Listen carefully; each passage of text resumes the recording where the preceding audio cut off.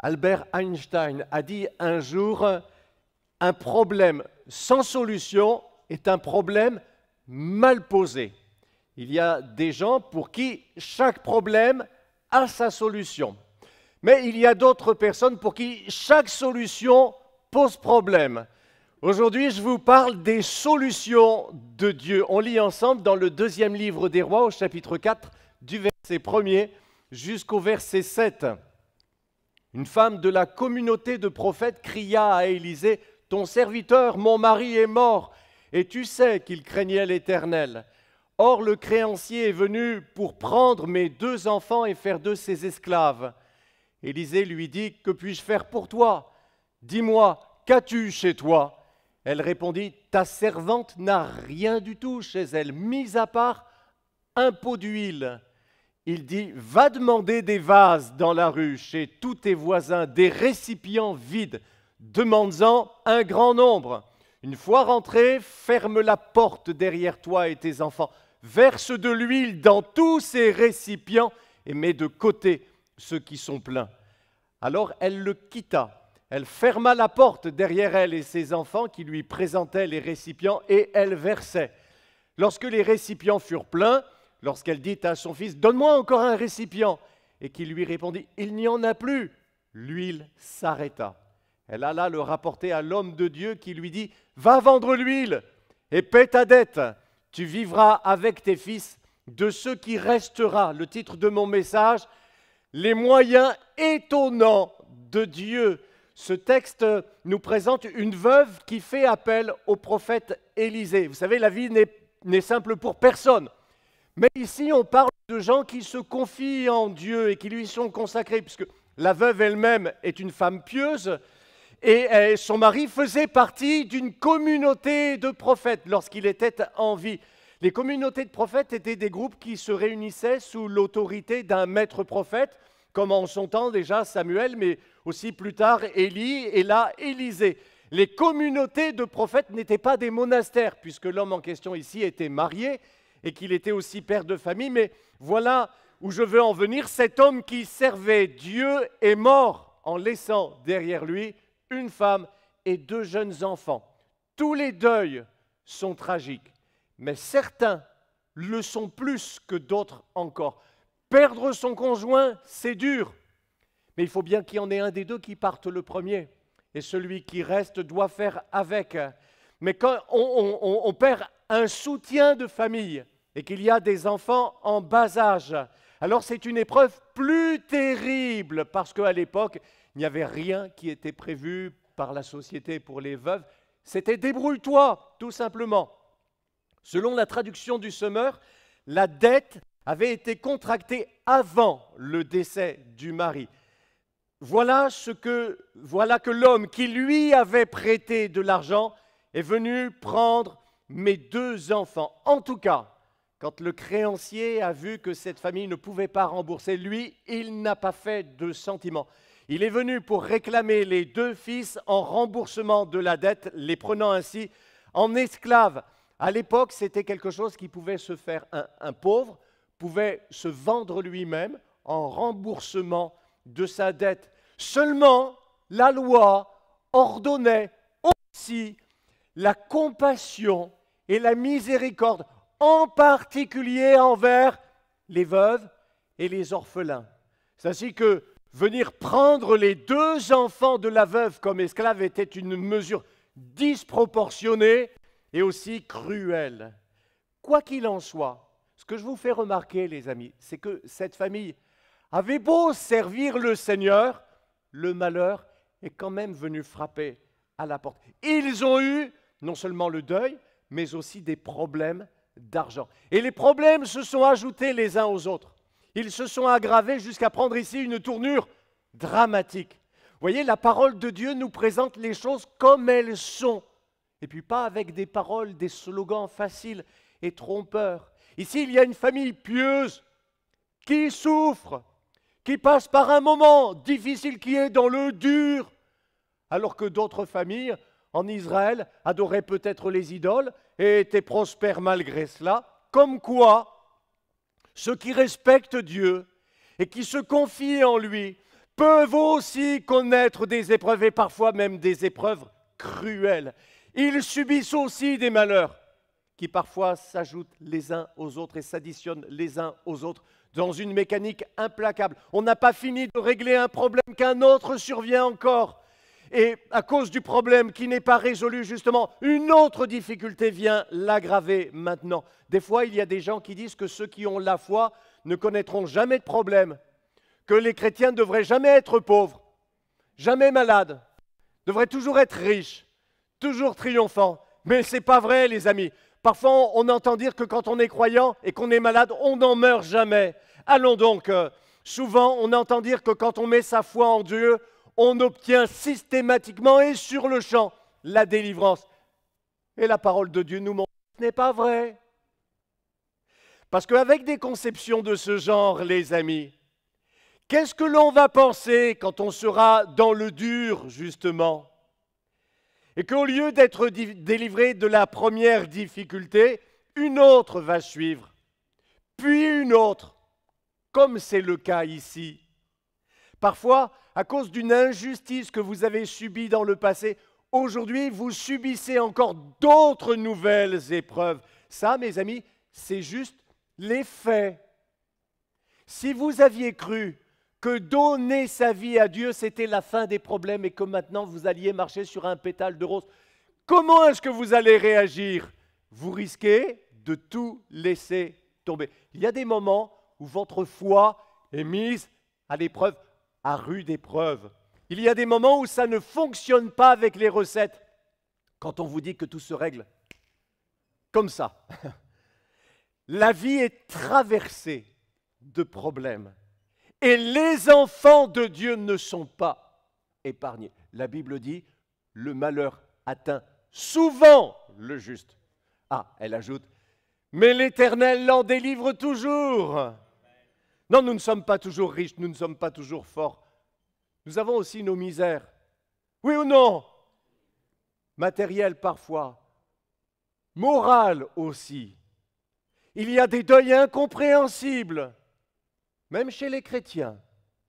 Il y a des problèmes familiaux qui ne se règlent pas en confessant comme ça 2 ou 3 versets bibliques. C'est pas vrai. Il y a un moment où les formules toutes faites ne fonctionnent pas, même si vous rajoutez après « au nom de Jésus ». Mais ce que je voulais vous montrer, c'est que même dans ces cas-là, même dans les cas compliqués, Dieu a toujours la solution. Dans les cas des malheurs qui s'additionnent, qui s'accumulent ou bien qui s'entraînent les uns les autres, comme nous le voyons avec ce que Dieu va faire pour cette veuve, il y a de l'espoir pour vous, les amis. La femme cria à Élisée, « Ton serviteur, mon mari est mort !» Le cri de la femme n'est pas à prendre en mauvaise part, vous savez. D'abord, le fait qu'elle crie vers l'homme de Dieu, c'est un signe de sa foi, n'est-ce pas? Ensuite, son cri n'est pas un cri de contestation, mais c'est un cri d'appel au secours.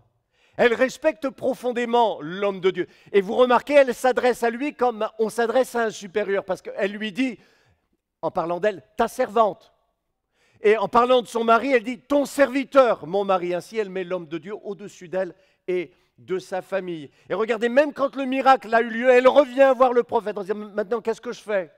Elle sent qu'elle ne peut pas disposer de l'huile qui a été multipliée miraculeusement à sa guise. Elle doit suivre les instructions de l'homme de Dieu. La leçon ici, elle crie, oui, mais la leçon, c'est son humilité. La parole de Dieu nous déclare, Dieu résiste aux orgueilleux, mais il accorde sa grâce aux humbles. Donc son cri n'est pas un cri de colère ni de contestation, c'est un cri d'appel au secours, aussi un cri de souffrance. Mes enfants, on veut me les prendre pour en faire des esclaves. La Bible dit, quand un malheureux crie, l'Éternel l'entend et il le délivre de sa détresse. Et Jésus dit aussi, et Dieu ne fera-t-il pas justice à ses élus qui crient à lui jour et nuit? Vous savez, ces cris-là, je vais vous dire quelque chose, ce n'est pas forcément une question de décibels. Je peux demander qu'on mette la sono à fond et je ne le demanderai pas de l'arsène, s'il vous plaît. Ça ne rendra pas le message, ça ne rendra pas la prédication plus forte. Mais là, c'est un cri qui vient du cœur, parce que le besoin nécessitait un secours urgent. Vous pouvez avoir une toute petite voix. On vous coupera à chaque fois que vous voudrez élever votre voix dans l'assemblée parce qu'on ne vous entendra pas. Mais Dieu vous entendra, lui. Ça, c'est sûr. L'homme de Dieu lui a répondu en lui posant des questions. Première question. Qu'est-ce que je peux faire pour toi? Mais il n'attend pas spécialement de réponse parce qu'immédiatement, il lui pose une deuxième question. Qu'est-ce que tu as? Mais en demandant à la veuve, qu'est-ce que je peux faire pour toi? Il l'amène à réfléchir sur le genre de solution dont elle peut bénéficier, qu'elle va pouvoir trouver auprès de lui. C'est vrai qu'au fait, Élisée aurait pu lui proposer d'autres solutions, comme par exemple, tu veux que j'aille parler au créancier pour le dissuader de prendre les enfants? Ou tu veux qu'on organise une collecte dans la communauté des prophètes pour payer la dette? Qu'est-ce que je peux faire pour toi? Quel genre de solution tu espères en venant chercher secours auprès de moi? Deuxième question, qu'as-tu? Dis-moi, chez toi, tu as quoi? Mes amis, ici, le prophète Élisée est une préfiguration du Seigneur Jésus-Christ. D'abord parce qu'il va être à l'origine d'un miracle de multiplication, ici la multiplication de l'huile, comme Jésus, dans sa mission terrestre, a été à 2 reprises à l'origine de miracles de multiplication. Multiplication de pain et de poissons. Ensuite, avant de multiplier les pains et les poissons, Jésus a posé exactement la même question à ses disciples. Qu'est-ce que vous avez? On a 5 pains, 2 poissons, ça ne va pas suffire. Enfin, parce que comme Jésus a laissé ses disciples être les instruments de la multiplication, ce sont les disciples qui ont distribué les pains et les poissons. Le miracle ne s'est pas fait dans les mains de Jésus. Le miracle s'est fait pendant la distribution et entre les mains, en quelque sorte, des apôtres, n'est-ce pas? De la même manière, ici, le prophète Élisée n'a donné que la parole qui a été à l'origine du miracle. Lui-même n'a pas touché au pot d'huile. D'ailleurs, il n'était même pas présent quand le miracle a eu lieu. Le verset 5 nous dit ceci, la veuve le quitta. C'est important de réaliser que dans ce texte, Élisée préfigure notre Seigneur Jésus. Pourquoi? Parce que Élisée est mort et que Élisée ne peut rien faire pour nous. Il n'est pas là, que je sache. Qu'est-ce que ça peut nous faire que l'on dise ou que l'on réalise ce matin? Oh, Élisée était un grand prophète. Par contre, Jésus, notre Seigneur, nous dit, il nous promet, je suis avec vous tous les jours jusqu'à la fin du monde. Et ça, mes amis, ça fait une sacrée différence. Voilà ce qui compte. Vous pouvez vivre, vous, avec votre Seigneur Jésus, un miracle, quelque chose qui ressemblera d'une façon ou d'une autre à ce que cette femme avait vécu à l'époque avec le prophète Élisée qui préfigure la personne merveilleuse de notre Seigneur Jésus. Et ces solutions étonnantes. Remarquez que Dieu n'a pas accompli pour cette femme un miracle de création, mais un miracle de multiplication. Oui, au fait, en parlant de miracle, ça aurait été plus simple que Dieu fasse apparaître comme ça un sac rempli de pièces d'or et d'argent, n'est-ce pas? Tandis qu'ici, il faut d'abord aller chercher des vases, ensuite il faut transvaser l'huile du pot dans les vases, puis ensuite il faut aller vendre l'huile qui a été multipliée dans les vases pour enfin avoir la possibilité de payer maintenant la dette. Vous allez voir que tout ce processus qui peut paraître indirect ou compliqué, nous parle de la manière d'agir de Dieu et des moyens étonnants que Dieu utilise pour venir à notre secours. J'en viens maintenant justement à ces moyens étonnants de Dieu. Et son premier moyen, c'est vous. Dieu vous intègre dans sa solution. Il vous implique. Il pourrait faire sans vous, c'est sûr, mais il ne le veut pas. Il veut que vous y participiez avec ce que vous avez et aussi avec ce que vous êtes. Il vous met au cœur de sa solution. Ensuite, la femme dit au verset 2 qu'elle n'a rien du tout chez elle à part un peu d'huile. Mais au fait, si elle a un peu d'huile, elle n'a pas rien du tout, quand même. Car Dieu va multiplier ce qui lui semble un rien du tout pour en produire une très grande richesse. Comme il veut faire aussi de grandes choses avec votre petite vie de rien du tout, comme vous pensez peut-être ou comme vous dites peut-être, pour servir à sa gloire. Il veut que vous preniez conscience de ce que vous avez, mais aussi de ce que vous êtes devenus en lui, ses enfants. Même si ça vous semble peu, c'est certainement pas rien du tout. Oh non! Ça me fait penser à la réponse de Pierre à un mendiant infirme qui lui demandait l'aumône. Pierre lui a dit, je n'ai pas d'argent, j'ai pas d'or non plus, mais ce que j'ai, parce que j'ai quand même quelque chose, je te le donne. Au nom de Jésus-Christ de Nazareth, lève-toi et marche. Vous avez la foi. Vous avez Jésus. Vous avez le Saint-Esprit qui vit en vous, qui est sur vous. Vous avez sa parole. Vous avez ses promesses. Et ça, mes amis, c'est certainement pas rien du tout. Parce qu'avec ça, vous allez pouvoir venir à bout de montagnes de difficultés.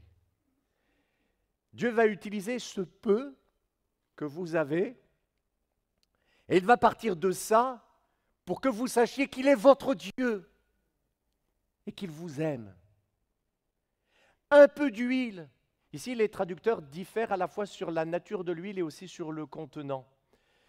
La Bible en français courant traduit « Il ne me reste qu'un peu d'huile, juste de quoi me parfumer », parce que les anciens, à l'époque, préparaient leur parfum en les mélangeant avec de l'huile dont ils se frottaient le corps. La version du Semeur et la Bible à la colombe parle d'un flacon d'huile, ce qui va dans le même sens. Mais la version second 21, dans laquelle j'ai lu, traduit un pot d'huile, ce qui peut faire penser à un usage alimentaire. Mais en fait, les amis, peu importe, parce que l'essentiel n'est pas là. L'essentiel est dans ce que Dieu va faire et dans sa signification pour nous. Ensuite, remarquez, je vous parle des voisins. La femme ne va pas leur demander la charité, non, mais elle a quand même eu besoin d'eux. Elle leur a emprunté leurs vases qui ont été utiles au miracle. Ça peut paraître bête, ça peut paraître n'être qu'un détail, mais sans les voisins, le miracle aurait été bien diminué, avec juste les vases qui étaient à la maison, peut-être un seul d'ailleurs. Tiens, en fait, il valait mieux pour eux, ne pas être fâchés avec ses voisins, sinon ça aurait été compliqué si elle ne leur avait plus parlé. Et pour nous aussi, Dieu a voulu, et ça fait partie aussi de ses solutions et des moyens qu'il utilise, oui, Dieu a voulu que nous ayons besoin les uns des autres. Dieu a voulu l'interdépendance de ses enfants. Il est dit dans Galates chapitre 6 au verset 2, portez les fardeaux les uns des autres, et comme ça, vous allez accomplir la loi de Christ. Et puis il est dit dans Jacques chapitre 5 verset 16, avouez-vous donc vos fautes les uns aux autres et priez les uns pour les autres, afin que vous soyez guéris. Dieu a voulu l'interdépendance des membres de son peuple. Vous savez, Dieu ne vous dira jamais, pour être béni, éloigne-toi un petit peu de l'Église. Prends du recul avec l'Assemblée. Ne vous éloignez jamais de l'Église. Ni quand vous allez bien, ni quand vous allez mal, ni même quand vous pensez que c'est elle qui va mal. Parce que sans leur vase, sans leur concours, sans leur présence, sans leur prière, vous allez vous égarer. Ça, c'est sûr. Maintenant, il y a eu autre chose qui devait se faire non pas avec les voisins, même pas avec le prophète, l'homme de Dieu, mais juste dans l'intimité. Seule la femme, ses deux fils et Dieu. Le prophète lui a dit, une fois rentré, ferme ta porte derrière toi et tes enfants. La porte fermée derrière la veuve et les enfants nous parle. Vous savez de quoi elle nous parle? Elle nous parle de l'intimité de la prière.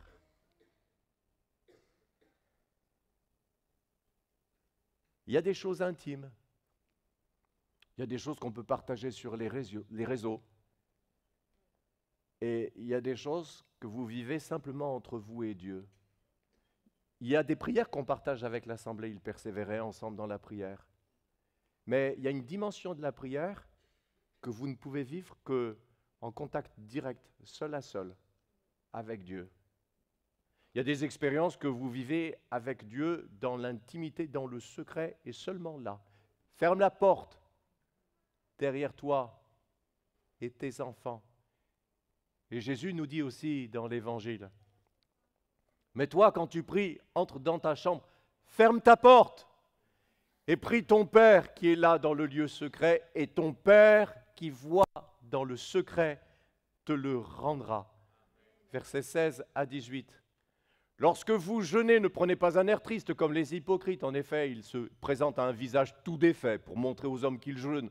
Je vous le dis, ils ont leur récompense. Mais toi, quand tu jeûnes, parfume ta tête et lave ton visage afin de ne pas montrer que tu jeûnes aux hommes, mais à ton Père qui est là dans le lieu secret.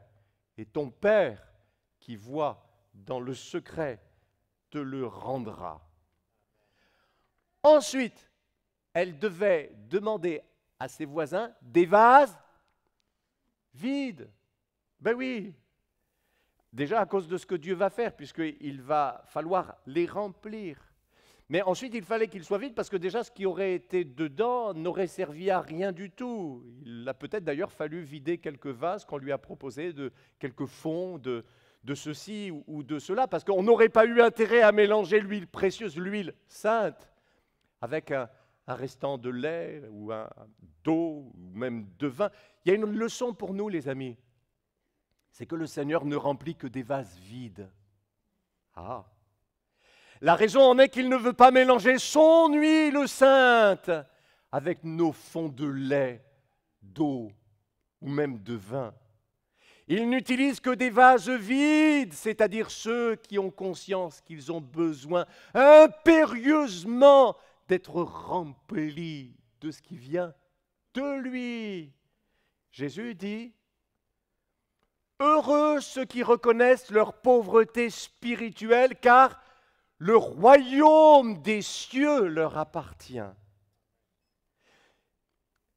Et puis, il y a maintenant autre chose sur quoi je veux attirer votre attention, c'est que, quel qu'ait été le récipient qui contenait le reste d'huile de la veuve, que ça ait été un flacon ou même que ça ait été un pot, en tout cas, il était plus petit que tous ceux qu'il a remplis. Les vases, eux, étaient de grands récipients. Un flacon ou un pot est toujours plus petit qu'un vase. Surtout les vases de l'époque, c'était des grands vases en pierre qui pouvaient contenir des litres et des litres, des dizaines de litres, même pour certains plus de 100 litres. Comme ça, c'est le petit qui a rempli les gros. Et ça, mes amis, c'est aussi une illustration saisissante des moyens étonnants de Dieu. Il utilise non seulement ceux qui sont vides, mais ceux qui se savent petits. Comme Dieu disait à quelqu'un, alors que tu étais petit à tes propres yeux, n'es-tu pas devenu le chef des tribus d'Israël, et l'Éternel ne t'a-t-il pas désigné par onction pour que tu sois roi sur Israël? 1 Corinthiens, chapitre 1er, versets 28 et 29. Dieu a choisi les choses basses et méprisées du monde, celles qui ne sont rien, pour réduire à néant celles qui sont, afin que personne ne puisse faire le fier devant Dieu. Est-ce que vous vous sentez petit? C'est parfait! Vous tenez le bon bout. Dieu va pouvoir se servir de vous. C'est d'ailleurs une condition indispensable pour que Dieu puisse se servir de vous. Il dit, ma puissance s'accomplit au sein de la faiblesse. C'est un principe de Dieu. Les petits moyens à vue humaine font les grandes victoires. Dieu ne donne pas sa gloire à un autre. Il choisit les petits pour faire ses grandes œuvres, pour aller vaincre le géant Goliath. Dieu n'a pas choisi Saül, qui pourtant dépassait tous ses soldats d'une tête. Non, il a choisi David, à qui on disait « Mais tu ne peux pas y aller, tu es trop petit, tu n'es qu'un gamin. » c'est la revanche des petits. Ne méprisons jamais les petits, parce que nous nous retrouverions du mauvais côté. Dieu est avec les petits. Vive les petits! Et soyez toujours des petits à vos propres yeux. Et puis aussi, il y a la foi. Parce que le prophète lui a dit à propos des vases, surtout en prenant beaucoup, hein. Il l'a informé à l'avance du miracle précis que Dieu allait accomplir, puisqu'il lui a dit au verset 4, « Tu verseras de l'huile dans tous ces récipients, tu les mettras de côté au fur et à mesure qu'ils seront pleins. » Alors, ne demande pas un petit nombre de vases, demande-en le maximum. Mais ça, il fallait le croire. C'est ainsi que la seule limite, parce qu'il y a eu une limite quand même au miracle, mais la seule limite, elle n'est pas venue de Dieu. Elle est venue du côté humain.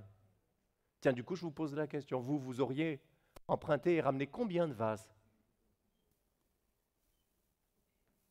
10, 20, 30? Imaginez que par une sorte d'incrédulité, avec ses enfants, il n'ait ramené que chacun un vase. Bon. Le miracle aurait été diminué d'autant. Il n'y a que ceux qui comptent avec Dieu, il n'y a que ceux qui comptent sur Dieu qui savent bien compter. Il y a le verset 6 d'ailleurs qui nous laisse un arrière-goût de déception. Je n'aime pas trop ce verset. À un certain moment, elle dit à l'un des enfants, « Passe-moi encore un récipient vide. » Mais ils étaient tous pleins. Alors l'enfant lui dit qu'il n'y en avait plus. Et l'huile s'arrêta de couler. Ce sont les mots que j'aime le moins dans le récit. L'huile s'arrêta de couler. Le Seigneur nous dit dans l'Évangile qu'il te soit fait selon ta foi. C'est la loi du royaume, en proportion de la foi. Et si tu crois, tu verras la gloire de Dieu. Alors présentez-lui, les amis, beaucoup de vases. Priez pour beaucoup de personnes. Attendez de grandes choses de Dieu. Ne le limitez pas en pensant que pour vous, il fera le service minimum. Non, non. Grande espérance, grand vase et en grand nombre. Mais on peut rester positif aussi, puisque on lit qu'elle et ses fils ont dû apporter beaucoup de vases, en effet, puisque non seulement elle a pu payer sa dette, mais en plus, elle a pu vivre du restant de la vente comme d'une rente. Moi, j'aime à penser que ça lui a suffi jusqu'à ce que ses enfants soient en âge de travailler. Et le prophète lui a dit, d'abord tu payes ta dette, et puis ensuite tu pourras vivre du reste. Entre parenthèses, mes amis, nous aussi payons nos dettes. Ça ne se fait pas d'emprunter de l'argent et de ne pas le rendre. Ce qui est glorieux, c'est qu'elle a vécu le miracle de Dieu en surabondance. Dieu, pour elle, n'a pas fait que remettre les compteurs à zéro. Il l'a fait passer, et largement, dans le positif. Elle est passée de la misère, non pas à une vie, un état juste ric-rac, mais elle est passée de la misère à l'abondance. Dieu a les moyens aussi en face de vos problèmes, qu'ils soient petits ou qu'ils soient immenses. Paul disait aux chrétiens de l'église de Philippe, qui étaient généreux dans leurs offrandes pour soutenir son travail missionnaire, « Et mon Dieu pourvoira à tous vos besoins conformément à sa richesse avec gloire en Jésus-Christ. » Nous avons un Dieu riche. Ça tombe bien. Il a de grands moyens. Il est un Dieu d'abondance. Il peut donc répondre à votre besoin. Matériel, intérieur, moral, familial, professionnel, spirituel, quel qu'il soit, quand vous passez par des moments de détresse, ça arrive. Ne perdez pas courage. Le Seigneur dit dans sa parole, « Je ne te laisserai pas, je ne t'abandonnerai jamais. » Il arrive avec sa solution, il l'a déjà dans ses cartons. Une solution étonnante. Avec Dieu, il n'y a pas de problème sans solution. Oh, ces moyens sont amplement suffisants. Bien de vous confier en lui. Que Dieu nous bénisse. Amen. Nous avons été heureux de vous proposer ce message. Déjà, s'il vous a plu, n'hésitez pas à le liker, voire à laisser un commentaire. Ça permettra à la vidéo de rayonner davantage auprès des autres utilisateurs. Aussi, abonnez-vous à notre chaîne. Ça vous permettra de bénéficier en continu du reste de nos programmes. Que Dieu vous bénisse.